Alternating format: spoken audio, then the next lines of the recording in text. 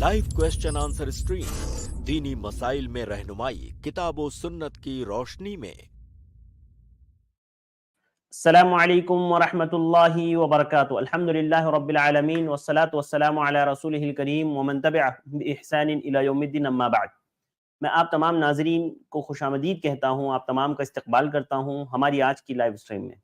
और आप लोगों के हम शुक्रगुजार हैं कि अल्हम्दुलिल्लाह आप लोग हमारे साथ जुड़ते हैं और हमारी इस स्ट्रीम में आप हाजिर रहते हैं, सवालात करते हैं। उम्मीद करते हैं आपको कि तशफ़ी बख्श जवाबात किताब व सुन्नत की रोशनी में मिल रहे होंगे। मैं आप तमाम नाजरीन से गुजारिश करूंगा कि आप ज़रूर भी ज़रूर हमारी ये लिंक जो आप तक पहुंचती है आप अपने दूसरे भाई बहनों तक ज़रूर शेयर करें ताकि वो भी हमारे साथ जुड़ करके इस प्रोग्राम से फ़ायदा उठा सके। साथ ही साथ मैं आप तमाम से गुजारिश करूंगा कि जो फ़ायदा आपको हो रहा है लिहाजा आप i+tv का ज़रूर भी ज़रूर ताउन करें और जो है आप i+tv के लिए सुपर चैट, सुपर स्टिकर्स ज़रूर भी ज़रूर आप भेजें। यूट्यूब पर जहां आप हमें देख रहे हैं वहीं कमेंट में एक ऑप्शन शो करेगा, कमेंट के बाद वाला जो है एक जो है सिंबल होगा डॉलर का, जिस पर आप क्लिक करके हमें जो है सुपर चैट या सुपर स्टिकर्स आप इंशाल्लाह भेज पाएंगे। तो मैं आप तमाम भाइयों और बहनों से गुजारिश करूंगा कि आप ज़रूर भी ज़रूर हमारे साथ जुड़े रहें, हमारी स्ट्रीम्स के साथ जुड़े रहें। साथ ही साथ आप i+tv देख भी सकते हैं अपने घर में। अगर आपके घर में एंड्रॉयड टीवी है तो आप i+tv 24 आवर्स देख सकते हैं i+tv एंड्रॉयड एप्लीकेशन डाउनलोड करके। साथ ही साथ आप अपने मोबाइल में i+tv का एप्लीकेशन डाउनलोड कर सकते हैं। इसी तरह आप जो है यूट्यूब पर हमें लाइव 24 घंटा आप देख सकते हैं i+tv। आप तमाम से गुजारिश है कि आप ज़रूर भी ज़रूर अपने घर में i+tv लगाएं ताकि घर का माहौल दीनी माहौल हो, इस्लामी माहौल हो, अच्छी बातें घर वालों तक पहुँचे। और मैं आप तमाम से गुजारिश करूँगा कि आप ज़रूर भी ज़रूर हमारे साथ इसी तरह से जुड़े रहें। आइए शेख मोहतरम अल्हम्दुलिल्लाह हमारे साथ मौजूद है डॉक्टर मोहम्मद नसीम मदनी हफिज़हुल्लाह। शेख मोहतरम को हम ऐड करते हैं और शेख का इस्तकबाल करते हैं। अस्सलाम वालेकुम वरहमतुल्लाहि वबरकातुहू। वालेकुम अस्सलाम वरहमतुल्लाहि वबरकातुहू। खैरियत से शेख? अल्हम्दुलिल्लाह। कैसे हैं आप लोग? अल्हम्दुलिल्लाह शेख, जज़ाकल्लाहु खैर शेख वक्त देने के लिए। ओपनिंग कमेंट शेख ले लीजिए इंशाल्लाह, फिर हम लोग सवालात का सिलसिला शुरू। जी, बिस्मिल्लाहिर्रहमानिर्रहीम। अल्हम्दुलिल्लाहि रब्बिल आलमीन वल आक़िबतु लिल मुत्तक़ीन वला उद्वाना इल्ला अलल ज़ालिमीन वस्सलातु वस्सलामु अला नबिय्यिना मुहम्मद व अला आलिहि व सहबिहि अजमईन। अम्मा बाद। रब्बि इश्रह ली सदरी व यस्सिर ली अमरी वहलुल उक़दतम मिन लिसानी यफ़क़हू क़ौली। मोहतरम नाज़रीन, तलाक़ के मसाइल पर हमारी बात चल रही है और इससे पहले मुतअद्दिद मसाइल पर हम गुफ्तगू कर चुके हैं। आज की इस स्ट्रीम में भी इंशाअल्लाह तलाक़ से मुताल्लिक़ एक अहम मौजू पर हम बात करेंगे और ये मौजू जिस पर हम बात करने जा रहे हैं, हमारे मुआशरे में इस मसले से मुताल्लिक़ कई सारी गलत फहमियाँ हैं, कई सारी गलतियाँ हैं। लिहाजा इस मसले को सुनना, इसे जानना, इसे समझना और इस पर अमल करना ये हमारे लिए बहुत ज़रूरी है। वो मसला ये है, जैसा कि इससे पहले मैं बता चुका हूँ तलाक़ के मसले में, कि जब कोई शौहर अपनी बीवी को तलाक़ दे देता है, जब वो पहली बार तलाक़ देता है या दूसरी बार तलाक़ देता है तो उसे तलाक़ रजई कहा जाता है। और तलाक़ रजई देने के बाद वो औरत इद्दत में चली जाती है और इद्दत जब तक उसकी इद्दत ख़त्म ना हो तब तक उस बीवी का नानो नफ़क़ा, उसका खर्चा उसके शौहर के ऊपर वाजिब होता है। और अगर उसने तीसरी तलाक़ दिया है तो तीसरी तलाक़ के बाद जब वो इद्दत में गई है तो उस इद्दत में उसका कोई नानो नफ़क़ा उसके शौहर पर वाजिब नहीं होता है। लिहाजा अगर किसी शौहर ने अपनी बीवी को तलाक़ दिया है तो उसे ये बात जानना चाहिए, उसकी बीवी को भी जानना चाहिए और दोनों के घर वालों को भी जानना चाहिए कि जब तक वो औरत इद्दत के अंदर है तब तक उसका नानो नफ़क़ा उसका शौहर उठाएगा। अभी वो तमाम जिम्मेदारियों से बरी नहीं हो गया है। जब तक उसकी इद्दत बरकरार है तब तक उसका पूरा खर्चा उसका शौहर उठाएगा। लेकिन यहाँ पर अहम सवाल और बड़ा सवाल ये है कि जब उस बीवी की इद्दत मुकम्मल हो गई, इद्दत गुजर गई, तो क्या इद्दत गुजर जाने के बाद वो बीवी अपने शौहर के माल में کیا اس کا کوئی حق بنتا ہے یا نہیں بنتا ہے؟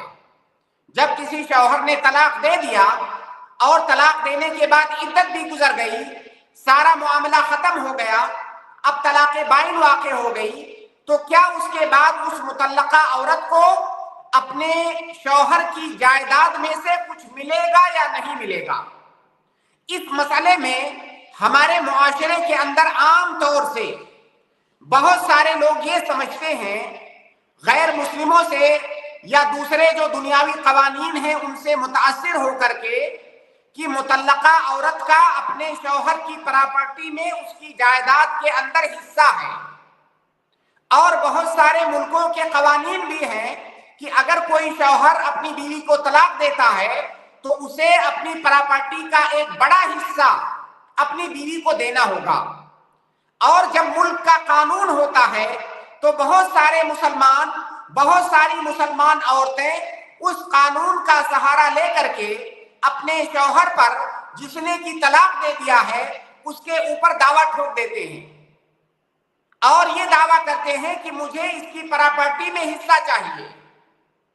اور بہت سارے ایسے فیصلے بھی آتے ہیں کہ شوہر کے اوپر یہ لازم قرار دے دیا جاتا ہے قانونی طور سے کہ یہ شوہر جس نے طلاق دے دیا ہے، اب اس کا اور اس کی بیوی کا کوئی تعلق باقی نہیں رہا، وہ پوری زندگی اپنی بیوی کو خرچہ دے گا، اس اپنی بیوی کو جس کو اس نے طلاق دیا ہے اس کا پورا خرچہ وہ پوری زندگی اٹھائے گا۔ اس طرح کے فیصلے آتے ہیں، اور فیصلے باقاعدہ مقدمے دائر کر کے اس طرح کے فیصلے اپنے حق میں لیے جاتے ہیں۔ یہاں پر ہماری شریعت کا کیا موقف ہے؟ ہماری شریعت کا موقف یہ ہے کہ جب ایک شوہر نے اپنی بیوی کو طلاق دے دیا، ان دونوں کے درمیان کوئی تعلق اب باقی نہیں رہا، تو اس بیوی کو اپنے شوہر کی پراپرٹی میں سے کچھ بھی نہیں ملے گا۔ جب اس شوہر نے طلاق دیا ہے، اگر اس نے طلاق دیتے وقت، طلاق دینے سے پہلے اگر اپنی بیوی کو مہر نہیں ادا کیا ہوا ہے تو مہر کی رقم تو دے گا وہ، کیونکہ مہر کی رقم اس کے اوپر قرض ہے، لیکن مہر کے علاوہ اس بیوی کا اپنے شوہر کی پراپرٹی۔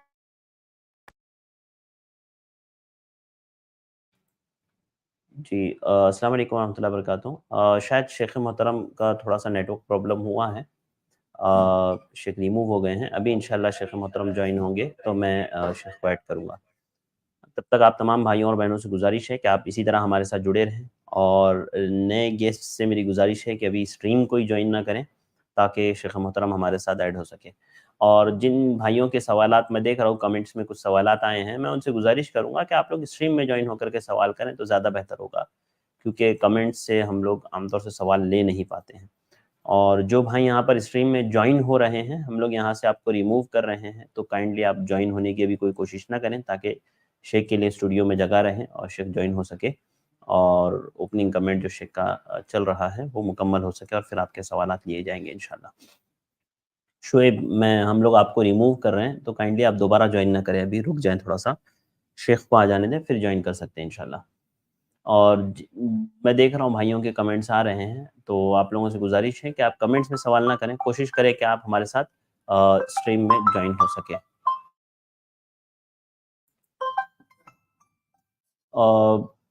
دیکھیے کیسا ہے نا، ہمارا اس پروگرام کا مقصد یہ ہے کہ جو ہے دینی مسائل آپ تک پہنچے، اور کتاب و سنت کی روشنی میں پہنچے، صحیح طریقے پر پہنچے، تاکہ جو ہے مسائل ہمارے آسانی سے حل ہو سکے، اور جو ہے یعنی ہمارا عمل کتاب و سنت کے مطابق ہو سکے، مقصد یہ ہے۔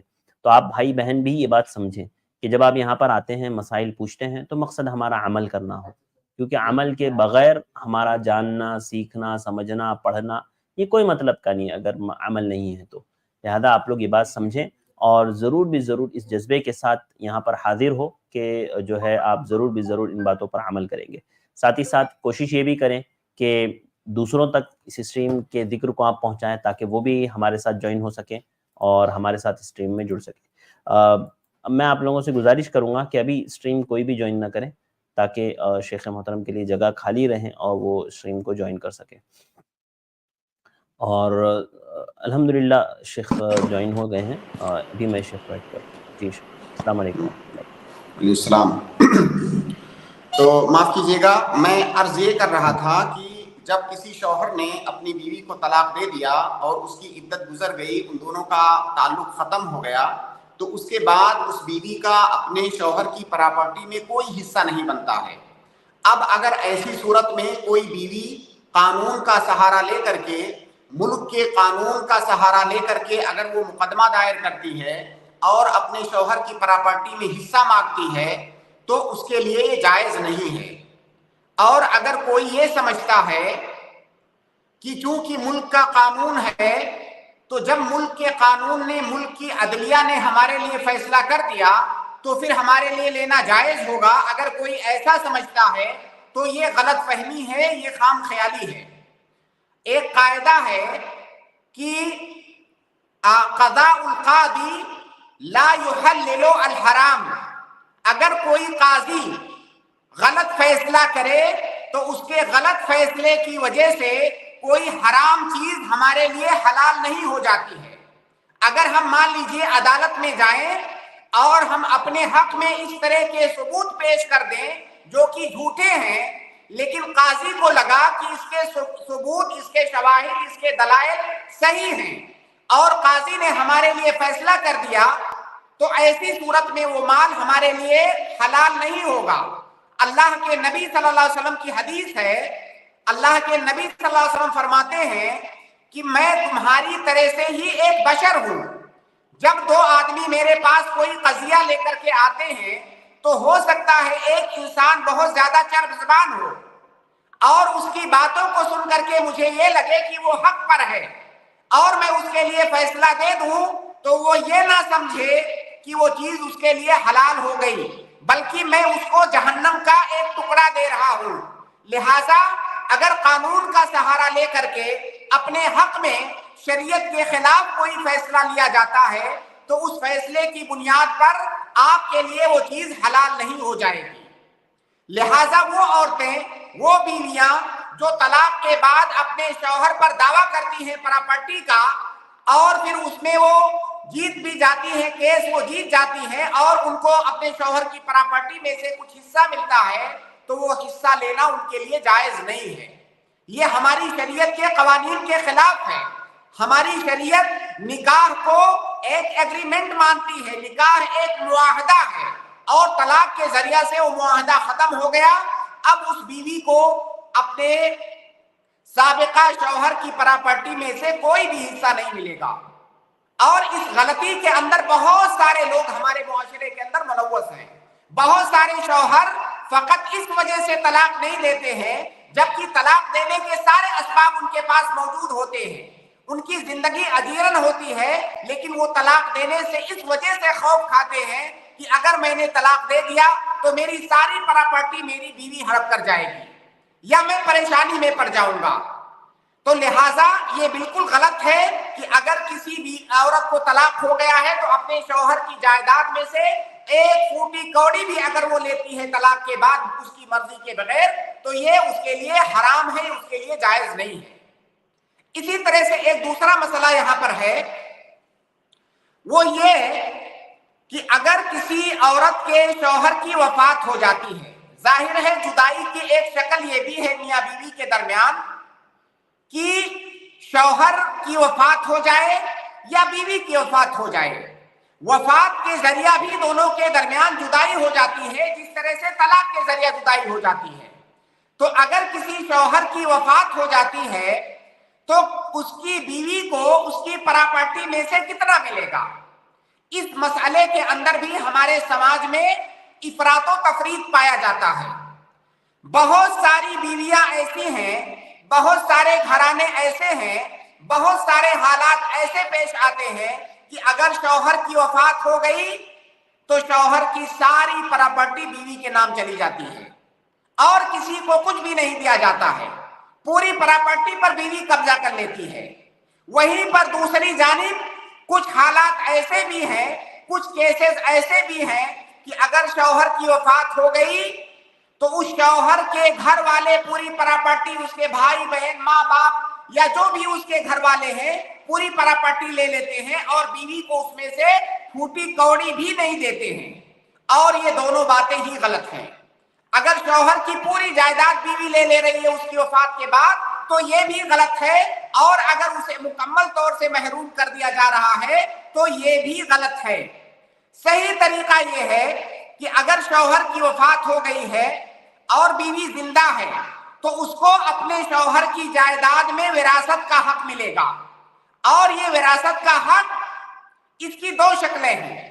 اگر اس شوہر کے پاس اولاد ہے, بیٹے ہیں یا بیٹیاں ہیں یا بیٹے اور بیٹیاں دونوں ہیں, تو ایسی صورت میں اس کی بیوی کو اس کی پراپرٹی میں سے 1/8 ملے گا, یعنی 8واں حصہ.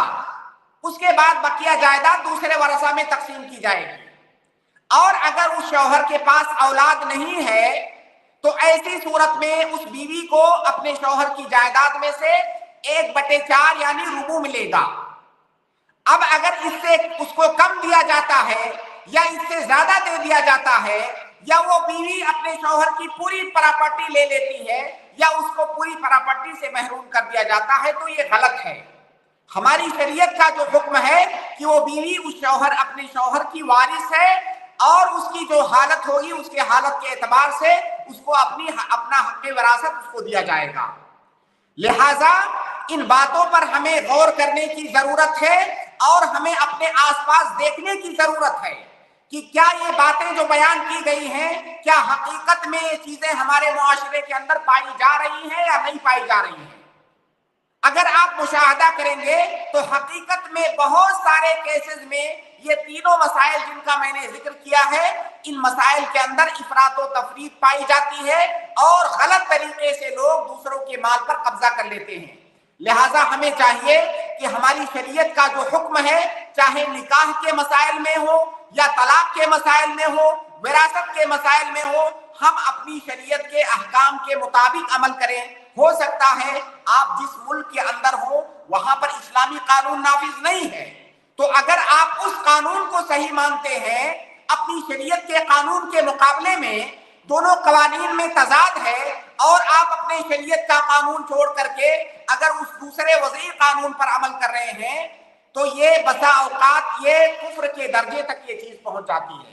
اللہ رب العالمین ہم سب لوگوں کو دین کی سمجھ عطا فرمائے, اور اس طرح کی جو غلطیاں سماج میں پائی جا رہی ہیں اور جن کو لوگ بہت معمولی سمجھتے ہیں, اللہ رب العالمین ان مسائل میں ہمیں صحیح سمجھ عطا فرمائے اور ان پر عمل کرنے کی توفیق بخشے. آمین. جزاک اللہ خیر شیخ, بارک اللہ فیکم. بہت بہت شکریہ شیخ محترم کا. اوپننگ کمنٹ مکمل ہوا, اب وقت ہے آپ بھائی بہنوں کے سوالات کا. تو میں بتا دوں ہم نے اسٹریم یارڈ کی لنک کمنٹ میں پیسٹ کر دی ہے, پن بھی کر دیا ہے, اور الحمدللہ ہمارا اسٹوڈیو فل ہے. تو جو بھائی بہن جوائن ہونے کی کوشش کر رہے ہوں گے ان کو اسٹوڈیو فل دکھا رہا ہوگا, تو آپ ویٹ کریں. جیسے جیسے بھائیوں کے سوالات یہاں سے ہم لیں گے, ان کے جوابات دیے جائیں گے, وہ یہاں سے ریموو ہوں گے تو آپ کو موقع ملے گا. آئیے سوالات کا سلسلہ شروع کرتے ہیں. ابو عبد الرحمن, میں آپ کو ایڈ کروں, آپ اپنا سوال کریں. السلام علیکم ورحمۃ اللہ وبرکاتہ. شیخ السلام ورحمۃ اللہ وبرکاتہ. شیخ میرا سوال یہ تھا, ابھی کچھ مہینے پہلے میرے والدین کا انتقال ہو گیا شیخ, تو ان کے فوٹوز اور ویڈیوز میرے موبائل میں ہے شیخ, تو کبھی کبھی من کرتا ہے دیکھنے کا, یاد وغیرہ آتی ہے تو ان کو میں دیکھتا ہوں شیخ. تو موبائل میں میرا سوال یہ تھا کیا فوٹوز اور ویڈیوز ان کے رکھنا درست ہے, اور اگر دیکھتے ہیں تو کیا ان کو اس چیز کا گناہ وغیرہ مل جائے گا کیا شیخ؟ بارک اللہ فیک. دیکھیے ان کے فوٹوز اور ویڈیو رکھنا اس میں کوئی برائی نہیں ہے, اس شرط کے ساتھ کہ اس میں شریعت کی کوئی مخالفت نہ پائی جائے. شیخ ابن عثیمین اور بعض علماء نے ذکر کیا ہے اس مسئلے کو کہ اگر کسی میت کی تصویر کو ہم رکھتے ہیں اور اس تصویر کو جب بھی ہم دیکھتے ہیں تو غمگین ہو جاتے ہیں, تو پھر ایسی صورت میں وہ تصویر رکھنا اور اسے بار بار دیکھ کر کے غمگین ہو جانا یہ ٹھیک نہیں ہے. یہ اس لیے ٹھیک نہیں ہے کہ ہماری شریعت یہ نہیں چاہتی ہے کہ ہم کوئی بھی ایسا سبب, کوئی بھی ایسا وسیلہ اختیار کریں, کسی بھی ایسے راستے پر جائیں جہاں پر ہمیں غم و حزن ملے, جہاں پر ہمیں غم اور تکلیف ملے اور ہم مغموم اور محموم ہو جائیں. کیونکہ شیطان یہ چاہتا ہے کہ ایک مومن بندہ ہم اور غم کے اندر مبتلا ہو, تو ہر وہ چیز جو ہمیں ہم اور غم میں مبتلا کرے ہمیں اس سے دور رہنا چاہیے. لیکن اگر اس کے بغیر اگر کوئی آدمی تصویر رکھا ہے, کبھی اس کو دیکھ لیتا ہے, لیکن اس کو دیکھنے سے اسے کوئی ہم و غم لاحق نہیں ہوتا ہے, تو انشاءاللہ اس میں کوئی حرج کی بات نہیں ہے. بہت سارے لوگ ایسے ہوتے ہیں کہ ان کے والدین کی وفات ہو جائے یا کسی قریبی کی وفات ہو جائے تو اس کو بھولنا ہی نہیں چاہتے ہیں, وہ اسی غم کے اندر جینا چاہتے ہیں. تو اگر اسی غم کے اندر آپ جینے پر مجبور ہو رہے ہیں اس تصویر کی وجہ سے, تو اس کو مت رکھیے. لیکن اگر ایسی کوئی پریشانی آپ کو نہیں ہے تو انشاءاللہ اسے رکھنے میں کوئی حرج نہیں ہے. اور شیخ دیکھنے پہ ایسا کچھ میت کو گناہ وغیرہ نہیں ملتا نا شیخ؟ نہیں, ایسا ہم بالکل سننے نہیں. میں آتا ہے. وہ آپ کا عمل ہے, اس پر میت کو کیوں گناہ ملے گا؟ جی شیخ, بارک اللہ فیک. شیخ ایک اور سوال تھا, داڑھی جو یہ سوال اصل میں آج ہم لوگ لیں گے چونکہ وقت چھوٹا تھوڑا سا سوال ہے کم شیخ, بہت ٹائم سے رکا ہوں ہمارے شیخ. ساتھ جڑے ہوئے ہیں. کل آئیے نا, کل انشاءاللہ لے لیتا ہوں میں. ٹھیک ہے شیخ, جزاک اللہ خیر, بارک اللہ فیک. بارک اللہ. اگلے گیسٹ ہے سسٹر زہرا, میں آپ کو ایڈ کر رہا ہوں.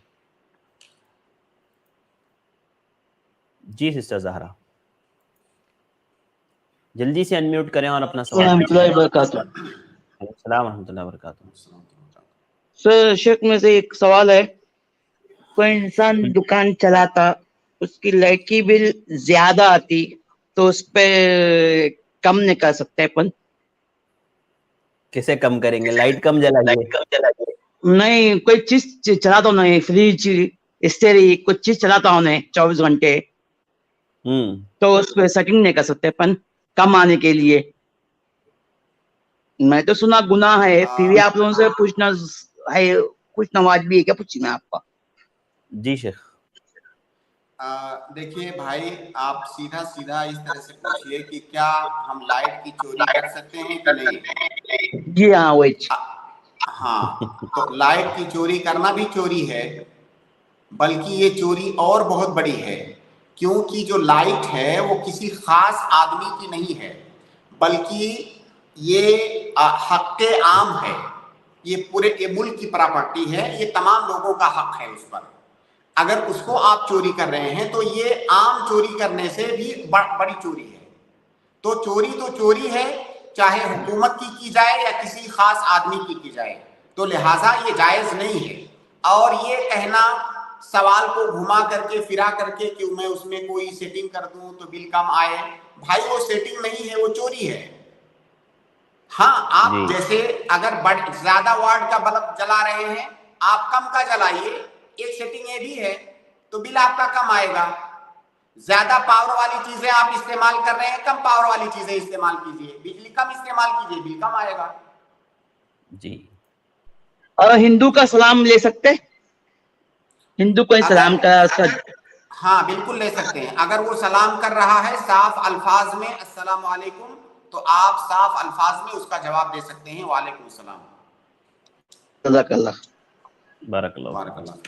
جی سرفراز نواز, میں آپ کو ایڈ کر رہا ہوں. 2 سوال انہوں نے بھی کر لیے شیخ جلدی میں. جی سرفراز, السلام علیکم. السلام ورحمۃ اللہ وبرکاتہ. شیخ ہمارے یہاں پہ ایک رواج ہے شیخ, جیسے شادی اور ولیمے کے بعد لڑکی کے جیسے ولیمہ ہونے کے بعد لڑکی کے گھر پہ ایسے دعوت رکھا جاتا ہے, تو ایسے رواج ہے, ایسا ہی چلتا ہے شیخ, کبھی لڑکی کے گھر پہ پھر اس کے بعد لڑکے کے گھر پہ, تو ایسا کرنا کیسا ہے شیخ؟ اور دوسری مطلب کبھی ایک دن خاص ہوتا ہے یا فوراً شادی کے بعد ہوتا ہے؟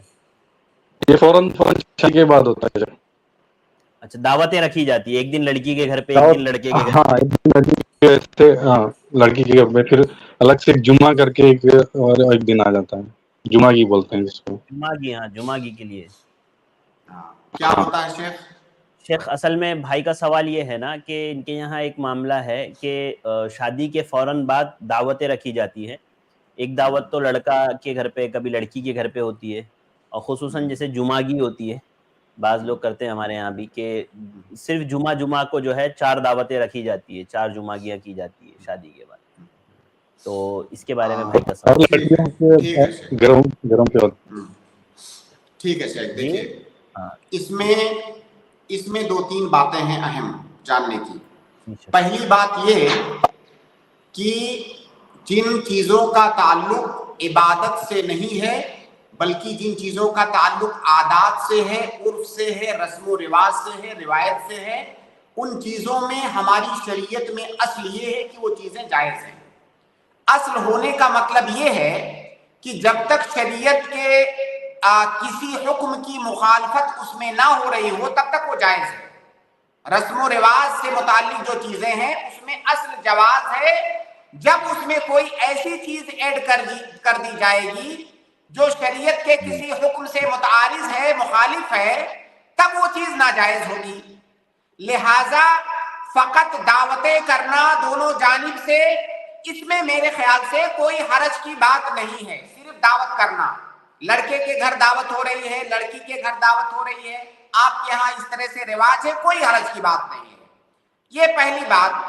دوسری بات یہ کہ اگر اس دعوت کو کسی خاص دن سے آپ جوڑ رہے ہیں، خاص طور سے جمعہ کا دن جو ہمارے دین کے اندر ایک مبارک دن شمار کیا جاتا ہے، اگر اس دعوت کو خصوصی طور سے آپ جمعہ سے جوڑ رہے ہیں تو گویا کہ اس کا تعلق عقیدے سے اور دین سے ہے۔ اگر آپ اسے جمعہ سے جوڑ کر کے دیکھ رہے ہیں تو پھر ایسا کرنا صحیح نہیں ہوگا۔ آپ جمعہ سے جوڑ کر کے اس کو مت دیکھیے۔ دعوتیں کر رہے ہیں دونوں طرف سے، کوئی حرج کی بات نہیں ہے۔ الگ الگ جگہوں پر شادی بیاہ میں الگ الگ رواج ہوتا ہے، دعوت کرنے کا الگ الگ طریقہ ہوتا ہے، اپنے طریقے پر آپ عمل کر سکتے ہیں۔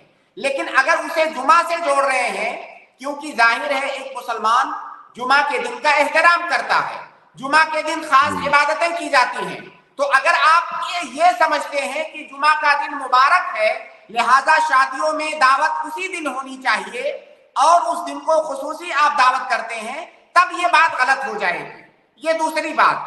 تیسری بات یہ کہ اگر جمعہ کو دعوت اس لیے کر رہے ہیں کہ آپ کے یہاں جمعہ کے دن چھٹی ہوتی ہے، بہت ساری جگہیں ایسی ہیں جہاں جمعہ کے دن لوگ چھٹی کرتے ہیں، تو آپ جمعہ کو دعوت اس لیے نہیں کر رہے ہیں کہ جمعہ کا دن مبارک ہے، بلکہ جمعہ کو دعوت اس لیے کر رہے ہیں کہ اس دن آپ فرصت میں ہیں، تب کوئی دقت نہیں ہے۔ بہت ساری جگہوں پر جیسے سنڈے کو چھٹی ہوتی ہے تو آدمی چھٹی کی دن فرصت میں ہے تو اس دن چاہتا ہے کسی کے گھر چلا جائے یا کوئی کسی کی دعوت اپنے گھر کر لے، تو اس میں کوئی مذائقہ نہیں ہے۔ لیکن اگر آپ اس کے علاوہ یہ سمجھتے ہیں کہ خصوصی طور سے سنڈے کو دعوت کرنا یا خصوصی طور سے جمعہ کو دعوت کرنا جو ہے یہ صحیح ہے، تو یہ پھر غلط ہے۔ لیکن اگر آپ اپنے کسی دنیاوی مصلحت کی وجہ سے جمعہ کے دن کا انتخاب کر رہے ہیں تو کوئی حرج کی بات نہیں ہے۔ جی سرفراز بھائی آپ میوٹ ہے بھائی۔ جی شیخ، اگر ایسا ہے کہ اگر نہیں کریں گے تو ایک رواج ہو چکا ہے، اور اگر نہیں کریں گے تو اس کو لوگ آخر سمجھا جاتا ہے اس میں۔ تو بھائی میں نے یہ نہیں کہا آپ کو کہ آپ مت کیجئے، میں نے کچھ باتیں بتائی ہیں کہ ان کا خیال کرتے ہوئے آپ کر سکتے ہیں۔ آپ یہ بتائیے جمعہ کو کیوں کرتے ہیں، جمعہ کی تخصیص کیوں کرتے ہیں، جمعرات کو یا جو ہے بدھوار کو کیوں نہیں کرتے؟ یہ مجھے بھی معلوم نہیں ہوتا ہے شیخ، باقاعدہ اس کا نام ہے جمعہ کی، جمعہ کی۔ ہاں نہیں تو دیکھیے، تو اس کا مطلب یہ ہے کہ جمعہ کی جو اہمیت ہے، جمعہ کی جو برکت ہے، اس کے پیش نظر کی جاتی ہے دعوت۔ اگر یہ چیز سامنے ہے تو پھر یہ چیز مناسب نہیں ہے، یہ چیز ہو سکتا ہے بدعت میں بھی داخل ہو جائے، کیونکہ اس دعوت کو آپ جمعہ کے لیے خاص کر رہے ہیں۔ لیکن اگر جمعہ کے دن، جیسے کئی سارے شہر ایسے ہیں جہاں میں جانتا ہوں کہ لوگ جمعہ کے دن اپنے رشتہ داروں کے یہاں جاتے ہیں، جمعہ کے دن وہ فرصت میں ہوتے ہیں، ان کو چھٹی کرتے ہیں، باقاعدہ لوگوں سے ملنا جلنا دعوتیں کرنا جمعہ کو کرتے ہیں۔ وہ اس لیے نہیں کہ جمعہ کا دن مبارک ہے، بلکہ اس لیے کہ ان کی چھٹی ہوتی ہے، جمعہ کو چھٹی ہوتی ہے۔ تو اگر آپ اس دن کی برکت کو دیکھتے ہوئے، اس دن کے تقدس کو دیکھتے ہوئے اس دن دعوت کر رہے ہیں تب یہ غلط ہے۔ لیکن اگر آپ اپنے فراغ کو دیکھتے ہوئے اس دن دعوت کریں تو کوئی حرج کی بات نہیں، تو لہٰذا آپ دعوت کیجئے، آپ جمعہ کے دن کی تخصیص مت کیجئے۔ ٹھیک ہے شیخ۔ جی سرفراز بھائی۔ ٹھیک ہے شیخ، جزاک اللہ خیر۔ اگلے گیسٹ ہے یاسین، اپنا سوال کریں۔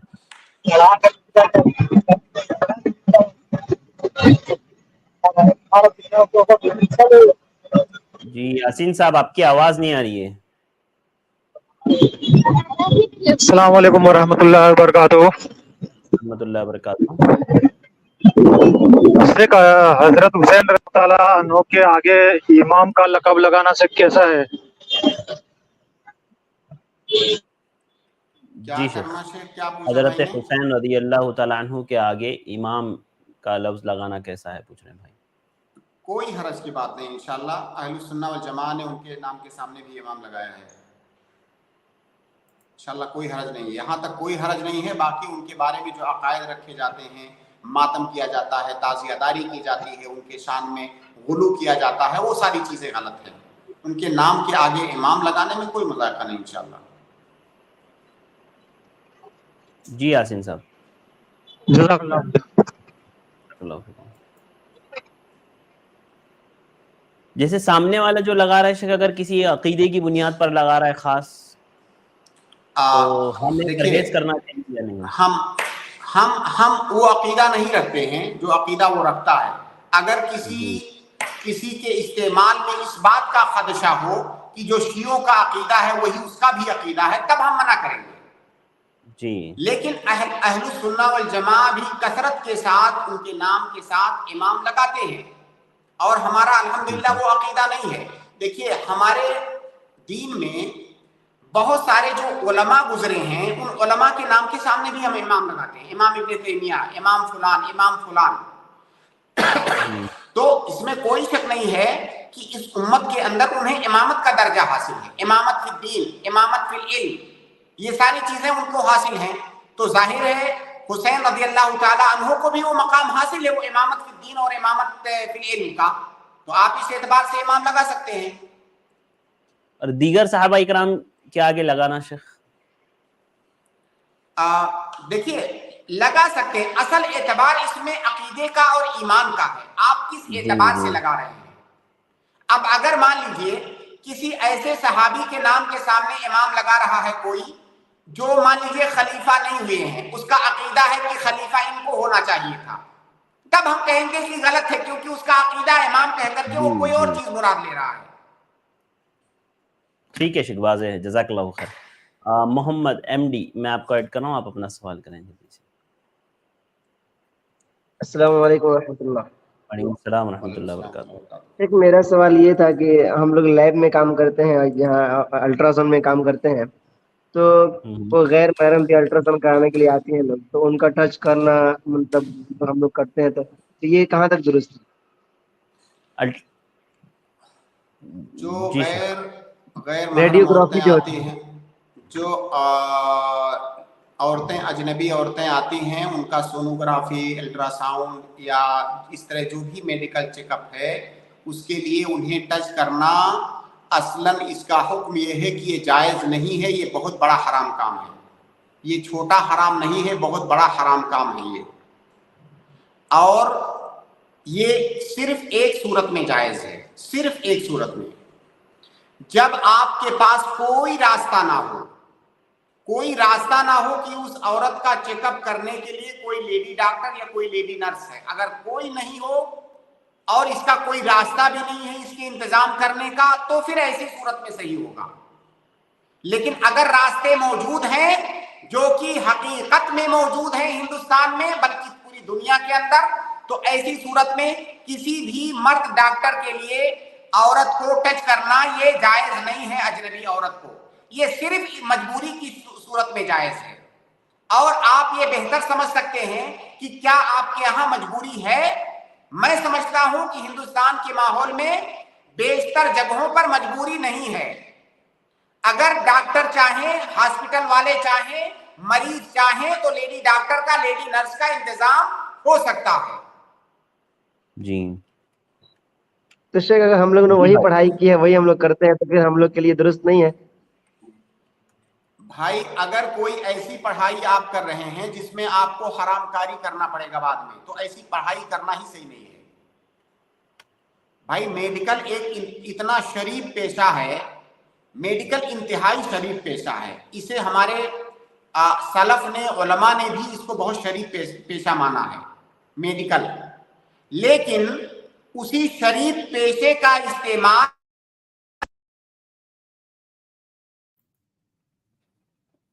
جی شاید شیخ محترم کا نیٹ ورک پرابلم ہوا ہے. 1 منٹ ابھی شیخ دوبارہ ریسٹور ہوں گے اور ریجوائن ہوں گے تو محمد بھائی ہم آپ کا سوال انشاءاللہ مکمل لے لیں گے. جی جی اس میں ایک چیز یہ بھی نہ آپ لوگ ایک بات سمجھیں کہ اگر آپ سوال کرتے ہیں، آپ کو اگر سوال میں کوئی بھی پہلو اگر آپ کا رہ جائے جواب پوچھنے میں، تو آپ انشاءاللہ اس کو بھی شیخ محترم سے کلیئر کر لیا کریں اور پوچھ لیا کریں انشاءاللہ. جی شیخ دوبارہ جوائن ہو گئے ہیں.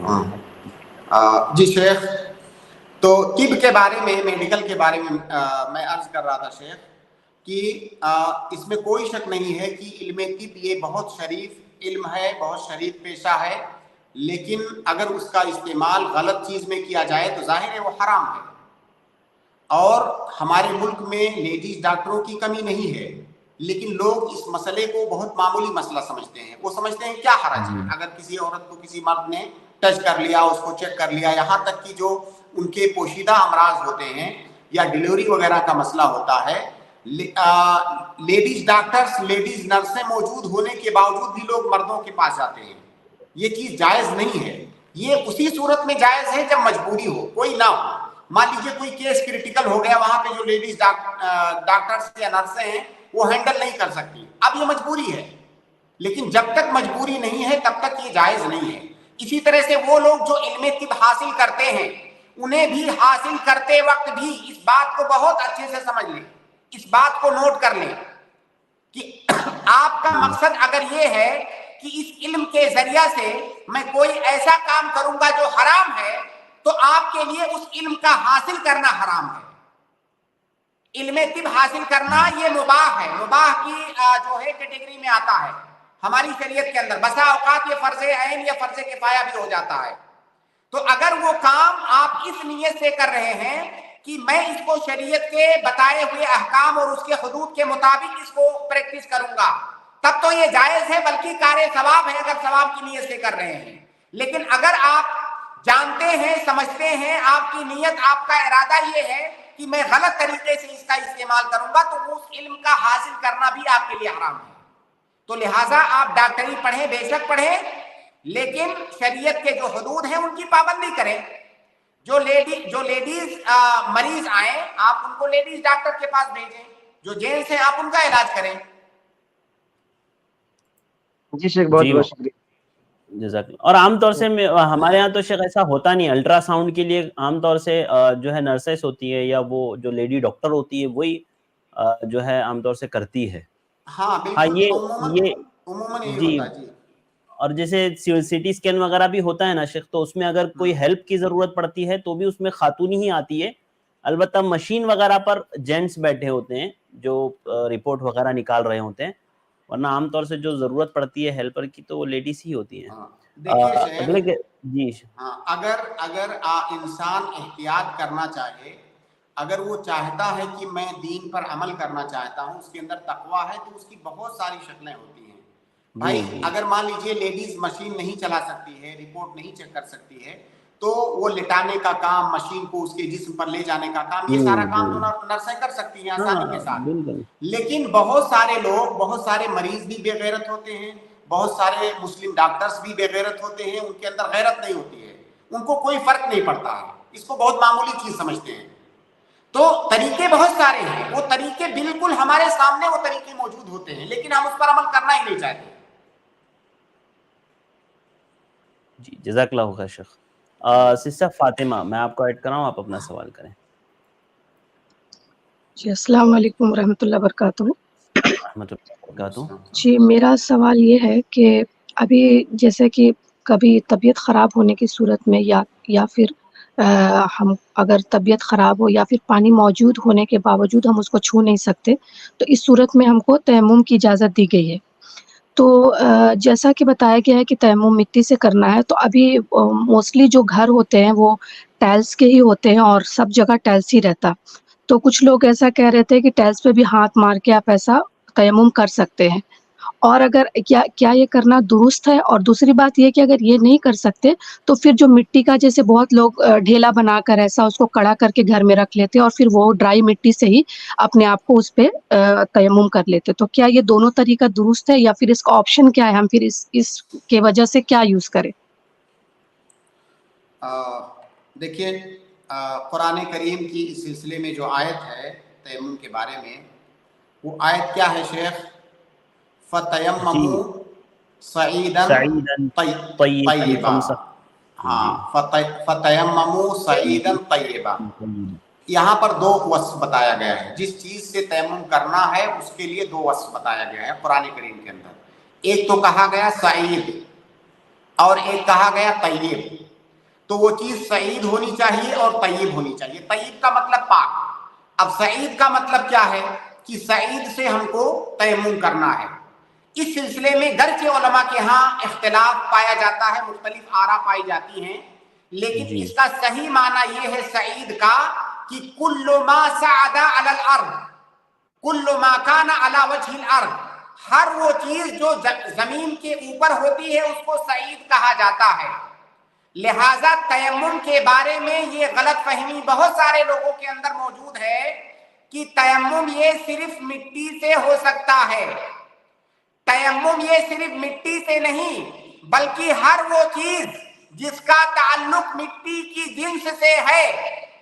ظاہر ہے ہماری جو زمین ہے وہ مٹی کی ہے، لیکن زمین میں ہر جگہ مٹی نہیں ہوتی ہے. بہت ساری جگہوں پر پتھر ہوتا ہے، بہت ساری جگہوں پر ریت ہوتی ہے.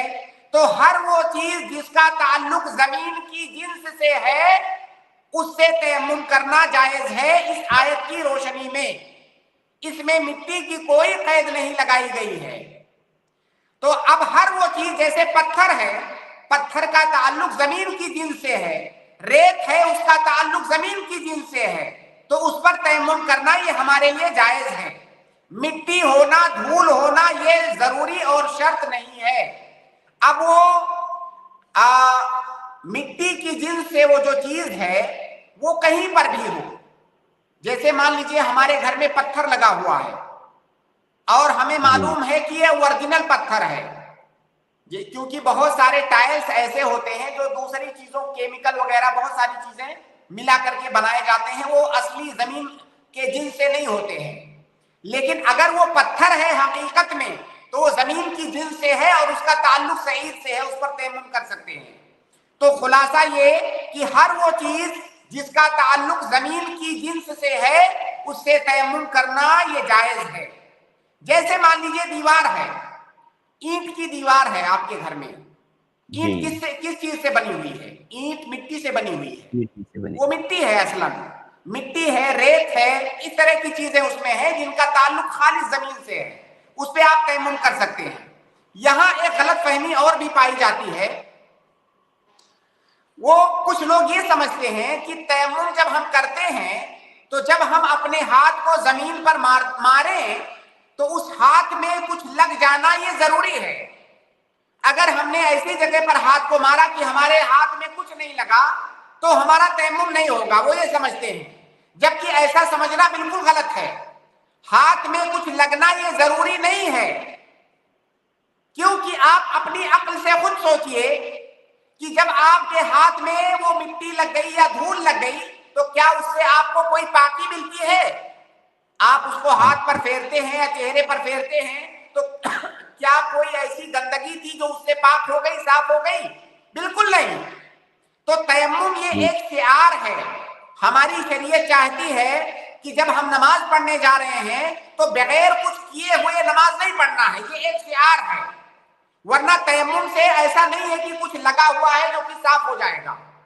تو لہٰذا ہر وہ چیز جس کا تعلق زمین سے ہے، زمین کی جنس سے ہے، اس کے اوپر ہاتھ مار کر کے تیمم کرنا جائز ہے، چاہے اس پر مٹی لگی ہو یا نہ، غبار لگا ہو یا نہ لگا ہو.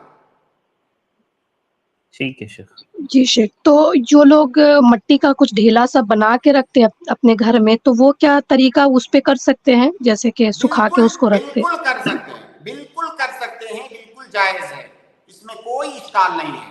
بہت سارے ہوٹلز میں بھی میں نے دیکھا ہے، ہاسپٹلز میں خاص طور سے میں نے دیکھا ہے क्योंकि वहां पर चारों तरफ मान लीजिए लकड़ी की दीवारें बनी हुई हैं, या दीवारों पर लकड़ी का डेकोरेशन है, या ऐसे टाइल्स हैं जो पत्थर के नहीं हैं, तो वहां पर तयम्मुम करने का कोई इंतजाम नहीं होता है। तो इसके लिए वहां मिट्टी रखी जाती है, या कोई इस तरह का बर्तन रखा जाता है जिसमें मिट्टी जमा करके रख दी जाती है ताकि मरीज उस पर तयम्मुम कर ले। तो अगर आप ऐसी जगह पर हैं जहां पर आसानी के साथ जमीन मिलना, खालिस जमीन मिलना आपके लिए मुश्किल है, तो आप घर में रख सकते हैं मिट्टी, कोई हरज की बात नहीं है जी। ओके, जज़ाकल्लाह खैर। बारकल्लाहु फिकुम, बहुत बहुत शुक्रिया सर। इसके बाद अगले गेस्ट को मैं ऐड कर रहा हूँ, ज़हीर खान, मैं आपको ऐड कर रहा हूँ, आप अपना सवाल करें। अस्सलाम वालेकुम रहमतुल्लाहि व बरकातहू। अस्सलाम रहमतुल्लाहि व बरकातहू। शेख, मेरा सवाल था कि मेरे ननिहाल से ज़मीन मिला है, तो मेरी नीयत है कि बेचने के लिए, तो क्या उस पे फिर निसाब तक अगर पहुंचेगा तो ज़कात वाजिब होगी? आपको ननिहाल से प्रॉपर्टी मिली है? जी जी। कैसे मिली है, क्यों मिली है? हमारे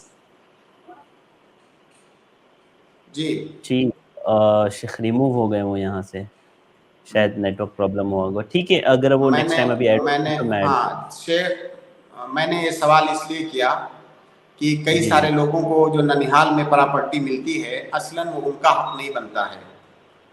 उनके ननिहाल में जो दूसरे लोग, उनके नाना के बहुत सारे ऐसे खानदान वाले होते हैं, उनका हक बनता है, लेकिन नाना साहब ने पूरा इन लोगों को दे दिया, या उनकी वफात के बाद ये लोग काबिज हो गए, तो कहते हैं हमारे ननिहाल में मिला है। आपके ननिहाल में आपको आपकी जो माँ को मिलता है वही सिर्फ आपको मिलेगा। आपके नाना के प्रॉपर्टी में आपका हिस्सा नहीं बनता है, आपकी माँ का हिस्सा बनता है, जो आपकी माँ को मिलेगा फिर आपकी माँ से आपको मुंतकिल होगा। तो बहरहाल अगर भाई आएंगे तो फिर इस पर बात करेंगे। ठीक है शेख। शाहजेब खान, आप अपना सवाल करें। जी शाहजेब साहब। अस्सलाम वालेकुम व रहमतुल्लाहि व बरकातहू। रहमतुल्लाहि व बरकातहू। शेख, मेरा सवाल ये था कि रोजाना हर वक्त पेट भर के खाना कैसा है? कोई मुज़ायका नहीं है, कोई मुज़ायका नहीं है, इसमें कोई शक नहीं है कि अल्लाह के नबी सल्लल्लाहु अलैहि वसल्लम की एक हदीस है कि आप जब खाना खाएं तो एक पेट को आप 3 हिस्सों में तकसीम करें, एक हिस्सा खाने के लिए, दूसरा हिस्सा पानी के लिए, तीसरा हिस्सा सांस लेने के लिए। लेकिन इसका मतलब ये नहीं है कि पेट भर के अगर आपने खा लिया तो ये हराम है। पेट भर के खाना भी बाज़ अहादीस के अंदर साबित है, बाज़ अहादीस के अंदर इस बात का जिक्र है कि खाना खाए यहाँ तक कि आसूदा हो गए, तो पेट भर के खाना भी जायज़ है। आदमी की अपनी ज़रूरत है, उस ज़रूरत के एतबार से वो खाएगा। लेकिन आम हालात में अगर आपकी ऐसी कोई ख़ास ज़रूरत नहीं है तो उसका अफजल तरीका यही है, और ये तिब्बी एतबार से भी, मेडिकल के एतबार से भी ये चीज़ आपके लिए मुफीद है कि आप बिल्कुल फुल ऐसा मत खाएं जैसे बाज़ लोग खा लेते हैं कि खाने के बाद फिर बिल्कुल उनके लिए चलना फिरना और हिलना ये दूभर हो जाता है। ऐसा नहीं है कि इससे आपको एनर्जी ज़्यादा मिल जाएगी, बल्कि इसमें आपके लिए परेशानी है। अगर आप हल्का खा रहे हैं, जो अल्लाह के नबी सल्लल्लाहु अलैहि वसल्लम ने तरीका बताया है कि एक हिस्सा खाने के लिए, एक हिस्सा पानी के लिए, एक हिस्सा सांस लेने के लिए, ये तरीका सबसे ज्यादा मुफीद है आपकी सेहत के लिए। वरना जहां तक फुल खाने की बात है तो इसमें कोई शक नहीं किए जायज है। जी शाहजेब। शेख, एक सवाल और पूछ सकता हूँ? कल ले लीजिए, असल में हम लोग एक ही ले रहे हैं सवाल, ठीक है? छोटा सा। नहीं, असल में मैंने किसी को करने नहीं दिया शाहजेब भाई, एक ही सवाल। ठीक है, जज़ाकल्लाह खैर। बारकल्लाहु फिकुम। इसके बाद मैं ज़हीर भाई वापस आ गए हैं शेख, मैं ऐड कर रहा हूँ ज़हीर खान। जी ज़हीर भाई, शेख का सवाल ये था कि आपके ननिहाल, वालेकुम अस्सलाम व रहमतुल्लाहि व बरकातहू। शेख का सवाल ये था कि आपके ननिहाल से कैसे मिली आपको प्रॉपर्टी? जैसे शेख, हमारे नानी नाना जो थे वो हमारे मामू नहीं थे, तो हमारे नाना के 3 लड़की थे, तो 2 लड़की का इंतकाल हो गया और एक खाला हमारी है। 2 का इंतकाल जिंदगी में हो गया, आपके नाना की जिंदगी? जी, हमारे नाना की जिंदगी में हुआ जी। तो फिर कितने बहनें बची उसके बाद? एक बहन बची, तो हमारे नाना की एक लड़की बची तो उसके नाम से कर दिए, और बाकी ہم لوگ جو ہے ایک ماں سے 3 بھائی ہیں، تو تینوں بھائی کے نام سے کر دی، اور جو بڑی والی خالہ کا ایک منٹ تھوڑا جلد بازی مت کریں. دیکھیے آپ کے نانا کی 2 بیٹیوں کی وفات نانا کی زندگی میں ہو گئی، تو ان دونوں بیٹیوں کی وفات کے بعد ان کی پھر اور کئی بیٹیاں بچی؟ وہ 1 بیٹیاں بچی. ایک بیٹی بچی. صرف آپ کی والدہ؟ صرف آپ کی والدہ؟ نہیں، ہماری خالہ بچی ایک. میرے بھائی شیخ تو 2 ان بیٹیاں کی کہی ہے نا. نہیں آپ کی ہمارے والدہ کا انتقال ہو گیا ہے، اور ایک ہمارے خالہ بڑی والی کا انتقال ہو گیا. 2 بہنوں کا انتقال ہوا نا، ان میں سے ان کے بیٹے ہیں یہ. جن 2 بیٹیوں کا انتقال ہوا ان میں سے ایک آپ کی والدہ بھی تھی. جی ایسا ہی ہے. ہاں، تو اب ایسی صورت میں آپ کے نانا کی جائیداد میں آپ کا کوئی حصہ نہیں بنتا ہے. جو آپ کی خالہ ہیں ان کا بنے گا، آپ کے نانا کے اگر بھائی بہن ہیں ان کا بنے گا. آپ کے نانا کی پراپرٹی میں کوئی بھی حصہ نہیں بنے گا، کیونکہ آپ کی والدہ کی وفات ان کی زندگی میں ہو گئی، تو آپ کی والدہ کو تو کچھ ملے گا نہیں. جب آپ کی والدہ کو نہیں ملے گا تو پھر آپ کو کہاں سے ملے گا؟ کیونکہ آپ کو تو آپ کی والدہ کے تھرو ملنے والا تھا، تو آپ کا اس میں کوئی بھی حصہ نہیں بنے گا. شیخ لیکن انہوں نے جو ہے اپنی زندگی میں انہوں نے کہا کہ جب ہماری بیٹیاں نہیں ہیں تو ہم بچوں کے نام کر دیں گے. ہاں دیکھیے، اگر آپ کے نانا نے اپنی زندگی میں آپ کو کچھ دے دیا تب تو آپ کو ملے گا، لیکن اگر انہوں نے نہیں دیا یا صرف ایسے کہا کہ میں دے دوں گا، ابھی دیا نہیں اور ان کی وفات ہو گئی، تو پھر آپ کو کچھ نہیں ملے گا. نہیں، نانا اپنے زندگی میں ہم لوگوں کو دے دیے تھے. آپ کو دیے اور آپ کی خالہ کو؟ جی. تو اگر یعنی تینوں لوگوں کا جو ہے برابر دیے. اپنی بیٹی کو دے دیے، اور 2 بیٹی کا انتقال ہو گیا تو ان کے بچے تھے، تو ان لوگوں کو بھی سب کو برابر دیے اپنی زندگی میں. وہ برابر کا کوئی مسئلہ نہیں ہے. اپنی زندگی میں اگر انہوں نے دیا تب تو ٹھیک ہے، تب تو آپ کو ملے گا، کیونکہ وہ ہبہ ہے، وہ وراثت نہیں ہے، آپ ان کے وارث نہیں بنیں گے. اچھا یہ بتائیے آپ کے نانا کے بھائی بہن تھے کہ نہیں؟ ہمارے نانا بھائی تھے، بہن نہیں تھی. بھائی تھے. اب دیکھیے آپ کے نانا کی پراپرٹی میں آپ کے نانا کے بھائی کا بھی حصہ بنتا ہے، اور وہ کب بنتا ہے؟ آپ کے نانا کی وفات کے بعد. تو کیا وفات کے بعد کچھ بچا ہوا تھا کہ نہیں؟ نہیں، وہ پہلے اپنی زندگی میں پورا ہبہ کر دیے تھے، بچا نہیں تھا کچھ. ہاں چلیے ٹھیک ہے، پھر تو ٹھیک ہے، پھر آپ کو ملے گا. یہ دیکھیے معاف کیجیے گا، یہ سوال میں نے اس لیے پوچھا کہ اپنے ہندوستان میں بیشتر جگہوں پر اس طرح کے مسائل میں لوگ گڑبڑیاں کرتے ہیں. نانا کی پراپرٹی میں سمجھتے ہیں کہ ہمارا حصہ ہے، جبکہ نانا کی پراپرٹی میں کوئی بھی حصہ نہیں بنتا ہے. تو بہرحال آپ کو انہوں نے زندگی میں اگر ہبہ کر دیا تھا تو یہ کرنا جائز ہے. اب آگے آپ اپنا سوال بتائیے. بھائی کا سوال یہ ہے شیخ، میں بتا دیتا میری ہوں. نیت یہ ہے کہ زمین کو ہمیں بیچنا ہے، دوسری زمین لینا مجھے، یعنی تجارت کرنا اس زمین سے.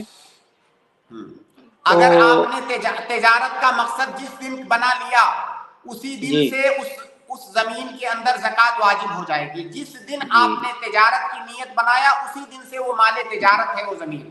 اب اس کی جو بھی مالیت ہے اس میں آپ زکوٰۃ نکالیں گے ہر سال گزرنے پر. جی جزاک اللہ خیر سے. بارک اللہ فیکم. بہت بہت شکریہ ظہیر بھائی. وعلیکم السلام ورحمۃ اللہ وبرکاتہ. شیخ جزاک اللہ خیر وقت دینے کے لیے، اور وقت یہیں پر مکمل ہوا. انشاءاللہ اسٹریم ختم کرتے ہیں اور کل انشاءاللہ ملاقات کریں گے. جزاک اللہ خیر. السلام علیکم. میں اپنے تمام بھائیوں اور بہنوں کا شکر گزار ہوں. آپ لوگ جڑے رہیں، آپ نے سوالات کیے، اور معذرت خواہ ہوں بھائی بہنوں سے جن کے سوالات نہیں ہو پائے. کل آپ ضرور تشریف لائیے، انشاءاللہ کل میں آپ کے سوالات لے لوں گا. اور الحمدللہ آج ابن اسلام نے الحمدللہ +TV کے لیے تعاون کیا. اللہ تعالیٰ ان کے تعاون کو قبول کرے، ان کے تعاون کو ان کے لیے صدقہ جاریہ بنائے. جو بھائی تعاون نہیں کر پائے، دیکھیے شو کر رہا ہے، شاید آپ کو نہیں کر رہا ہو، آپ ریورس جا کر کے واپس دوبارہ انٹر کریں گے تو انشاءاللہ شو کرے گا.